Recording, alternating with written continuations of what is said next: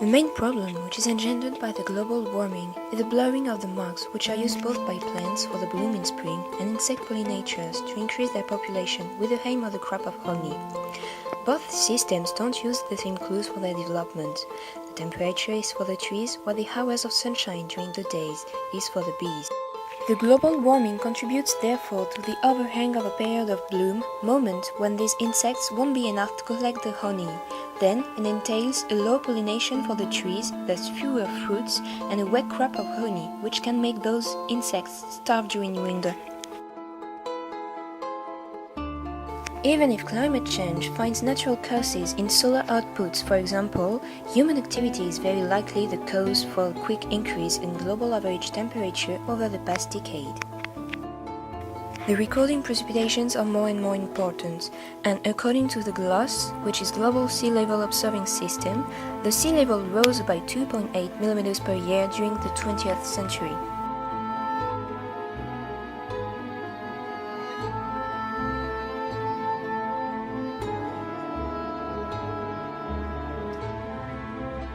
Episodes of high height waves multiply and become more and more intense, and the deforestation contributes to a phenomenon of desertification and vanishing of forests.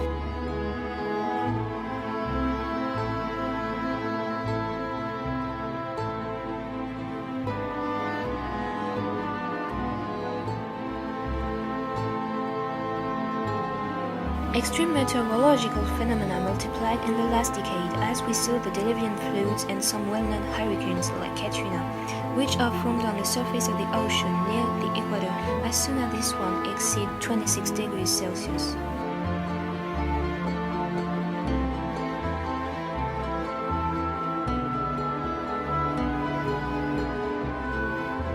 Global mean temperature on Earth increased by about 0.3 degrees Celsius per decade during the 20th century, what has for dire consequence the melting of the iced areas.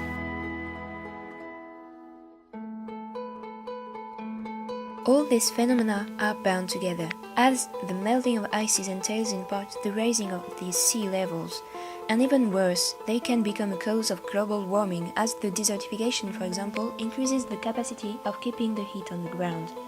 We can also well understand the expression of the racing of global warming.